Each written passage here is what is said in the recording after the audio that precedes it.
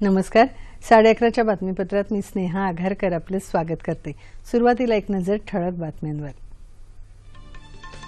मुंबई महानगरपालिकेच्या महापौर, उपमहापौर पदासह कोणतीही निवडणूक न लढवण्याची भाजपची घोषणा.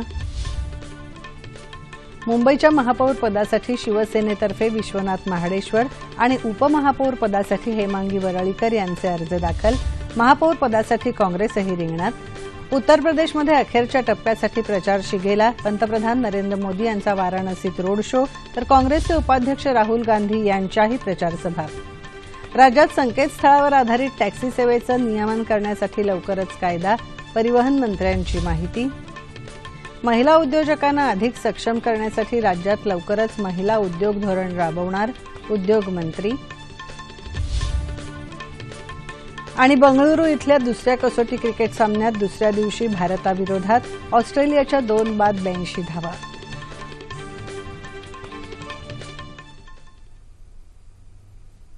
नमस्कार. बातम्या विस्ताराने.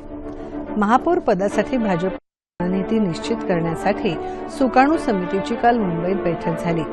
महापौर, उपमहापौर, स्थायी समिती, बेस समिती तसंच प्रभाग समितीची निवडणूक न लढवण्याचा निर्णय या बैठकीत घेण्यात आला, असं मुख्यमंत्री देवेंद्र फडणवीस यांनी पत्रकार परिषदेत सांगितलं. मुंबईचं हित लक्षात घेऊन हा निर्णय घेतला असून गरज पडल्यास शिवसेनेला मदत करू, असंही मुख्यमंत्री म्हणाले. मात्र इतर कुठल्याही पक्षाला मदत करणार नसल्याचं त्यांनी स्पष्ट केलं. मुंबई महानगरपालिकेत पारदर्शकतेचे रक्षक म्हणून आम्ही भूमिका निभावू, असं सांगतानाच मुंबईसाठी विशेष उपलोकायुक्तांची नेमणूक करणार असल्याचंही मुख्यमंत्र्यांनी जाहीर केलं. दरम्यान संपूर्ण राज्याचं लक्ष वेधणाऱ्या मुंबई महापौर पदाच्या निवडणुकीसाठी शिवसेनेतर्फे विश्वनाथ महाडेश्वर यांनी तर काँग्रेसकडून विठ्ठल लोकरे यांनी काल उमेदवारी अर्ज भरला. शिवसेनेतर्फे हेमांगी वरळीकर यांनी उपमहापौर पदासाठी उमेदवारी अर्ज दाखल केला. नुकत्याच झालेल्या 4 राज्यांच्या विधानसभा निवडणुकीचे एक्झिट पोलचे निकाल 9 मार्चला संध्याकाळी 5:30 नंतर प्रसिद्ध करण्याला निवडणूक आयोगाने परवानगी दिली आहे. उत्तर प्रदेशातल्या अखेरच्या आणि 7व्या टप्प्यातलं मतदान 8 मार्चला संपणार असल्यामुळे 8 मार्चला संध्याकाळनंतर एक्झिट पोलचे निकाल उघड करण्यास आयोगाने मान्यता दिली होती. मात्र उत्तर प्रदेशातल्या आलापूर आणि उत्तराखंडमधल्या कर्णप्रयाग मतदारसंघाच्या उमेदवारांचं निधन झाल्यामुळे या मतदारसंघात 9 मार्चला मतदान होणार आहे. त्यामुळे निवडणूक आयोगाने एक्झिट पोल त्या दिवशी संध्याकाळनंतर प्रकाशित करण्याला मान्यता दिली आहे. उत्तर प्रदेश विधानसभेच्या अखेर आणि 7व्या टप्प्यात 8 मार्चला मतदान होणार आहे.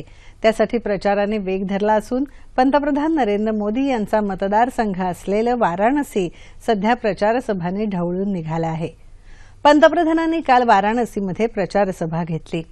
समाजवादी पक्षाचे अखिलेश यादव यांनी भदोही इथे प्रचारसभा घेतली, तर काँग्रेसचे उपाध्यक्ष राहुल गांधी यांनी वाराणसी इथे रोड शोद्वारे प्रचार केला. बसपा अध्यक्ष मायावती यांनीही ठिकठिकाणी प्रचारसभांचा धडाका लावला आहे. उत्तर प्रदेशच्या गाझीपूर, वाराणसी, चंदौली, मिर्झापूर, भदोही, सोनभद्र आणि जौनपूर या 7 जिल्ह्यांमध्ये या टप्प्यात 40 मतदारसंघांसाठी निवडणूक होणार आहे. यासाठी 535 उमेदवार रिंगणात असून सुमारे 1,40,00,000 मतदार त्यांचं भवितव्य ठरवतील. राज्यातल्या प्रवाशांना किफायतशीर तसंच सुरक्षित प्रवासाचं साधन उपलब्ध करून देणं आवश्यक असल्याने संकेतस्थळ आधारित टॅक्सी सेवेचं नियमन करण्याचा शासनाने निर्णय घेतला असून महाराष्ट्र सिटी टॅक्सी नियम 2017 लागू करण्यात येत असल्याची माहिती परिवहन, खारभूमी विकास मंत्री दिवाकर रावते यांनी काल पत्रकार परिषदेत दिली. खासदार विनायक राऊत, अतिरिक्त परिवहन आयुक्त सहस्रबुद्धे आदी यावेळी उपस्थित होते. संकेतस्थळ आधारित ओला, उबेर, टॅक्सी फॉर शुअर अशा टॅक्सी सेवा मोठ्या शहरात कार्यरत आहेत. प्रवाशांची मागणी आणि पुरवठा या आधारावर प्रवाशांकडून भाडं आकारणी होत असल्याने गर्दीच्या काळात जादा भाडं आकारणी करत असल्याच्या तक्रारी येत होत्या. याच पार्श्वभूमीवर हा निर्णय घेण्यात आला असून त्यामुळे जादा भाडं आकारणीवर नियंत्रण ठेवता येणं शक्य होणार आहे. या नियमामुळे पारदर्शकता आणण्याचा प्रयत्न केला जात आहे, असं रावते यांनी यावेळी सांगितलं. महिला उद्योजकांना अधिक सक्षम करण्यासाठी शासन लवकरच महिला उद्योग धोरण राबवणार असल्याचं उद्योगमंत्री सुभाष देसाई यांनी सांगितलं. मुंबईतल्या जागतिक महिला दिनाच्या निमित्ताने आयोजित आम्ही उद्योगिनी पुरस्कार वितरण समारंभात ते बोलत होते। यावेळी खासदार विनय सहस्रबुद्धे, आम्ही उद्योगिनी मासिकाच्या संपादक मिनल मोहाडीकर, तन्वी हर्बलच्या संचालिका मेधा मेहेंदळे, अभिनेता अविनाश नारकर आणि अभिनेत्री ऐश्वर्या नारकर उपस्थित होते। यावेळी निर्ला अभ्यंकर, भारती वैद्य, विशाखा राव जठार, सीताबाई मोहिते, शुभांगी चिपळूणकर यांना आम्ही उद्योगिनी पुरस्काराने तर अनुराधा गोरे, नेहा खरे, शर्मिला कलगुटकर यांना विशेष पुरस्काराने गौरवण्यात आलं। आम्ही उद्योगिनी मासिकाच्या महिला विशेषांकाचं प्रकाशनही यावेळी करण्यात आलं। महाराष्ट्राची ओळख असलेलं लोककलेचं वैभव फार मोठं आहे। या लोककलेचं जतन करण्याची जबाबदारी सरकारी असून आम्ही लोककला टिकवण्याचे आणि लोककलाकारांनाही जोपासण्याचं काम करू, असं मत सांस्कृतिक कार्यमंत्री विनोद तावडे यांनी व्यक्त केलं। सांस्कृतिक कार्य विभागातर्फे दरवर्षी देण्यात येणाऱ्या 2016च्या राज्य सांस्कृतिक पुरस्कारांचं वितरण काल मुंबईत झालं। त्यावेळी विनोद तावडे बोलत होते। ऐतिहासिक आणि उज्ज्वल परंपरा असलेल्या लोककलेचं जतन करण्याचं काम राज्य सरकारने हाती घेतलं आहे। हे काम आता जवळजवळ 65% पूर्ण झालं आहे, असंही ते म्हणाले। लोककला शिकवण्याच्या दृष्टीने नजीकच्या काळात लोककलेचा योग्य अभ्यासक्रम तयार करता येईल का, याचा विचारही नजीकच्या काळात राज्य सरकार करेल, असंही तावडे यांनी सांगितलं। यावेळी केंद्रीय संगीत नाटक अकादमी पुरस्काराचे मानकरी मनोज जोशी आणि हिमानी शिवपुरी, प्रदीप मुळे, छाया खुटेगावकर आणि माया खुटेगावकर तसंच शराफत खान यांचा सत्कार करण्यात आला। यशवंतराव चव्हाण प्रतिष्ठानच्या वतीने कविवर्य ना. धो. महानोर यांच्या अमृत वर्षानिमित्ताने प्रतिष्ठानचे अध्यक्ष शरद पवार यांच्या हस्ते काल त्यांचा मुंबईत सत्कार करण्यात आला। यावेळी शरद पवार यांनी महानोर यांच्या शेतकरी दिंडी संदर्भातल्या आठवणी जागवल्या। साहित्य विश्वाशी निगडीत तसंच शेतकऱ्यांचे जिव्हाळ्याचे प्रश्न हिरिरीने विधिमंडळात मांडणारे लोकप्रतिनिधी या प्रवासाचा पवार यांनी आढावा घेतला। या सत्कारामुळे आपण भारावून गेलो असल्याची भावना ना. धो. महानोर यांनी व्यक्त केली। यावेळी त्यांनी रसिकांसाठी भरलं आभाळ ही कविता सादर केली। त्यांची कविता ऐकून रसिक मंत्रमुग्ध झाले। या कार्यक्रमाला राष्ट्रवादी काँग्रेसचे ज्येष्ठ नेते दिलीप वळसे पाटील, जब्बार पटेल यांच्यासह कवी शरद काळे, हेमंत टकले उपस्थित होते। भारत सरकारच्या क्षेत्रीय प्रचार कार्यालयातर्फे औरंगाबाद इथे राष्ट्रीय आरोग्य जनजागृती अभियानाचं काल आयोजन करण्यात आलं होतं।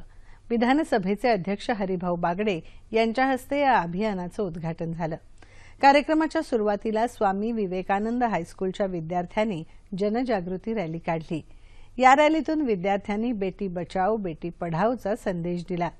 राष्ट्रीय जनजागृती अभियानात आरोग्य विभागातर्फे 300 महिलांची आरोग्य तपासणी करण्यात आली। महिला आणि बालकल्याण विभागातर्फे पौष्टिक आहाराचं महत्त्व विशद करणारे प्रदर्शनही भरवण्यात आलं होतं।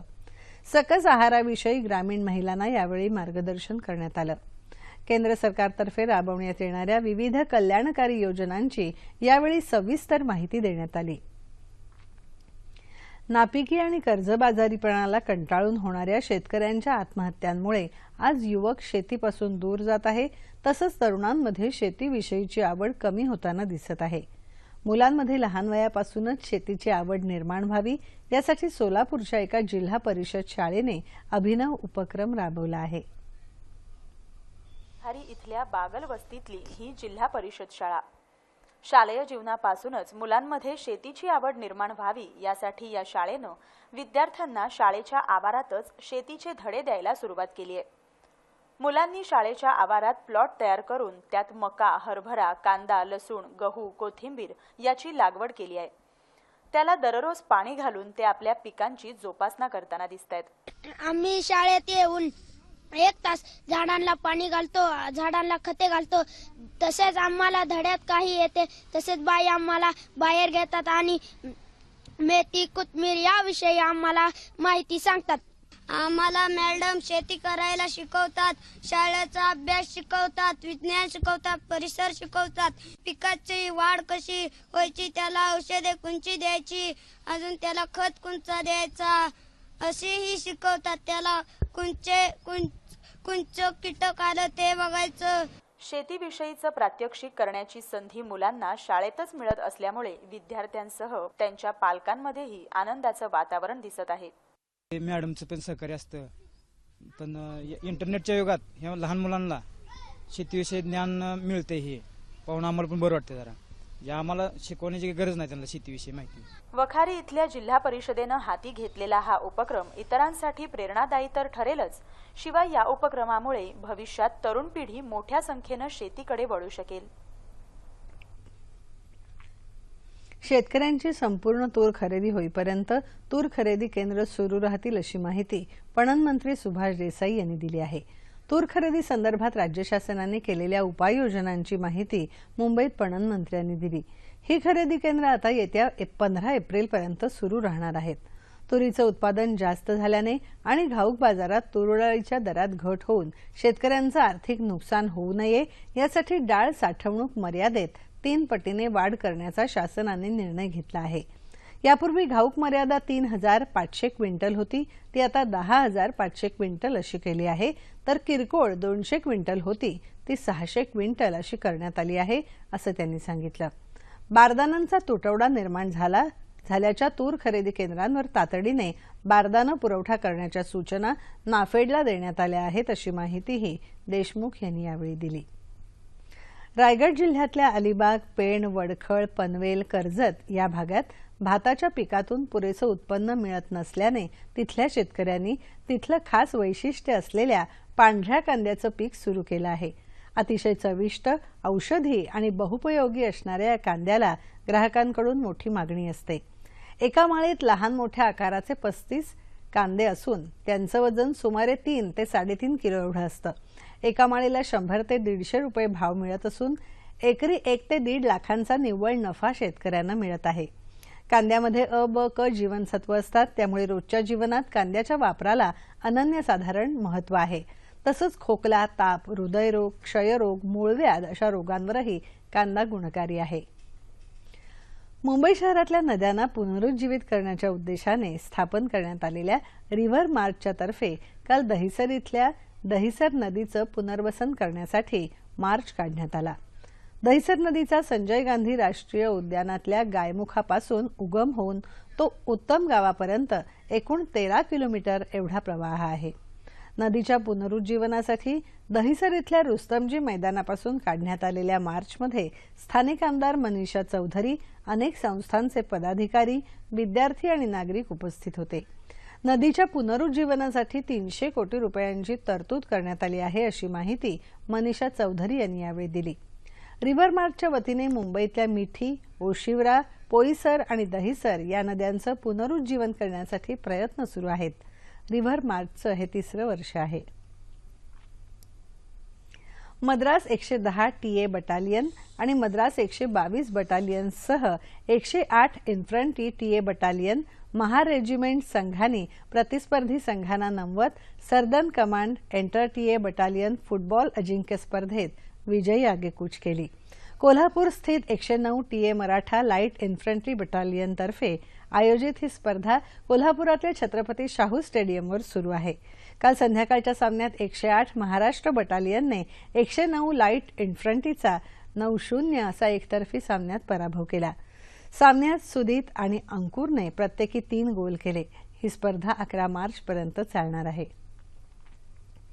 लष्कराच्या 22व्या DGQA आंतरविभागीय व्हॉलीबॉल स्पर्धा 2016-17चं पुण्याजवळ खडकी इथे आयोजन करण्यात आलं आहे।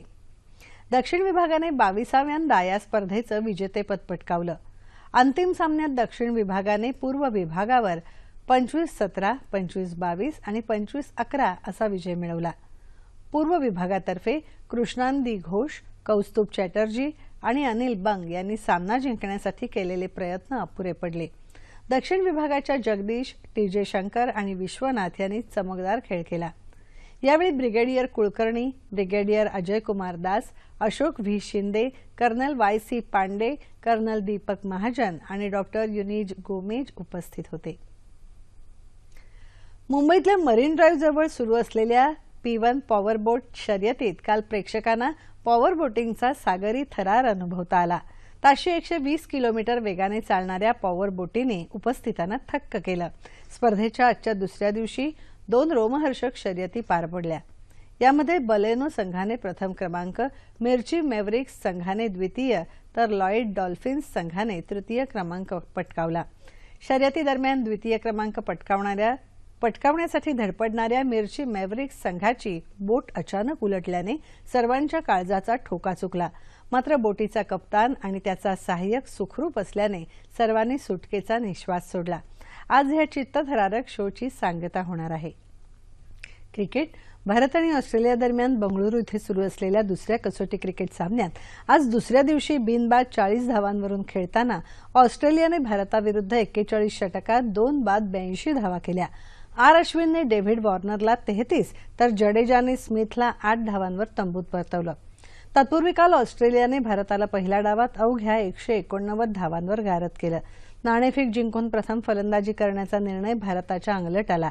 ऑस्ट्रेलियाचा फिरकीपटू नाथन लायनच्या फिरकीपुढे भारतीय संघ नामोहरम झाला आणि भारताचा संपूर्ण डाव 189 धावांवर आटपला.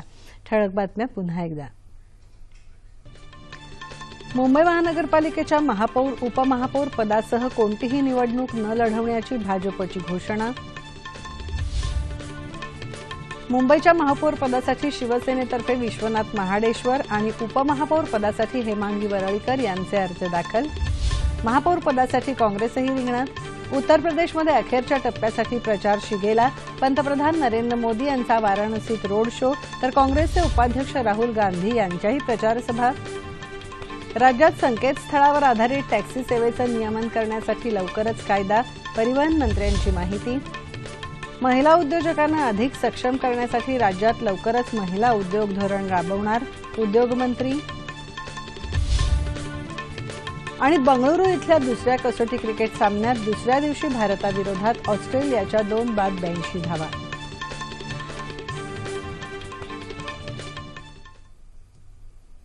याबरोबरच हे बातमीपत्र संपलं. पुन्हा भेटूया दुपारी 2:30 वाजता आपल्या सह्याद्री वाहिनीवर. नमस्कार.